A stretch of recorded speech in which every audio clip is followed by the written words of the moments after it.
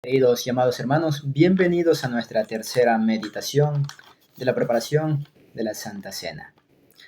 Hoy, queridos hermanos, vamos a meditar en el primer versículo que ayer meditamos, pero ahora con la siguiente oración que dice: porque Él arrebató y nos curará, hirió y nos vendará.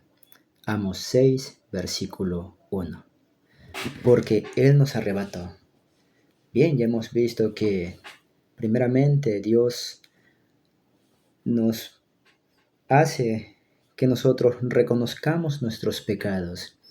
Qué tan profundos son nuestros pecados, qué mal hay en nosotros y que conmociona esto a mi prójimo. Qué daño hago yo con mis actos. Y segundo, hemos visto también que el pueblo de Dios, con sus propias palabras, reconoce su pecado y dice: vení, volvámonos a Jehová, volvámonos. Y Dios dice: volveos a mí, porque en mí tendrán la vida. ¿Y qué significa volver a Dios? Bien, significa un reconocimiento de que necesitamos de Él, porque sin Él somos seres vacíos, somos seres que somos como la hoja que se lleva el viento, secos en gran manera, sin vida. Y hoy vamos a ver, mis queridos hermanos, porque Él nos arrebató y nos curará. ¿Qué significa esto? La palabra arrebatar significa cuando yo tomo a un pequeño árbol y lo saco de su lugar y lo planto en otro lugar. O mejor dicho, hay un árbol también que tiene muchas ramas que son inservibles y no dejan fructificar bien el árbol. ¿Y qué hace el labrador? Corta aquellas ramas para que fructifiquen. Eso es lo que hace con la vid, cortar algunas ramas, porque Él nos arrebata cada parte de nosotros, nos despoja, que viene a ser el sinónimo de arrebatar. Nos despoja de nuestros pecados y eso causa un gran dolor en nosotros, porque el pecado en sí, cuando es reconocido y cuando se hace ver que en nosotros hay maldad, es un dolor profundo.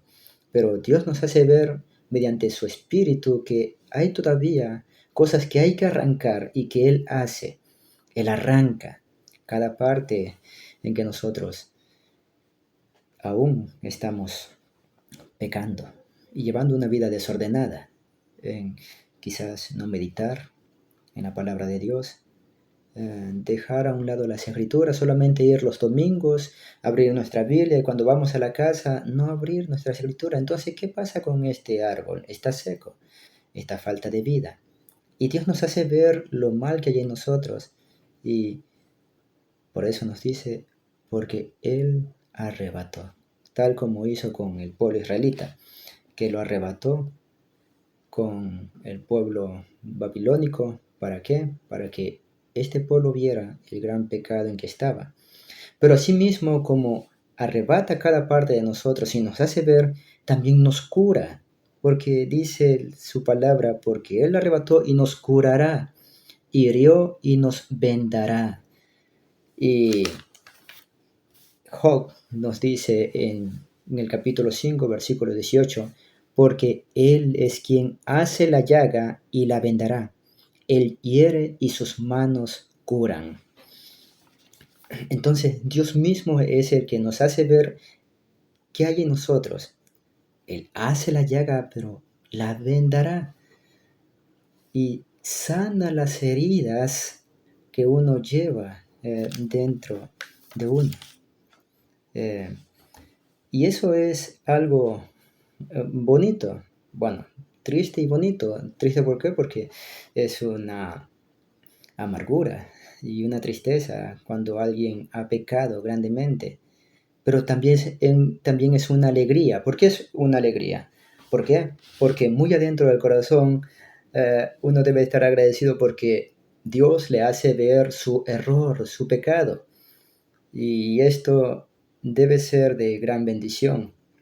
¿Por qué? Porque, como dice el libro de Hebreos, porque el Padre a quien ama castiga. Y cuando nosotros nos sentimos castigados por Dios, que Él nos hace ver nuestra culpa, nuestros errores, debemos decir, gracias Señor, gracias, porque me has hecho ver mi maldad y lo que yo debo de hacer para complacerte y así vivir en armonía contigo. Mis queridos hermanos, nuestros pecados son tan horribles, que nuestro Señor Jesucristo se despojó a sí mismo para sanar nuestras heridas, para curarnos. Y eso es lo que nos dice el libro de Isaías 53, versículo 5.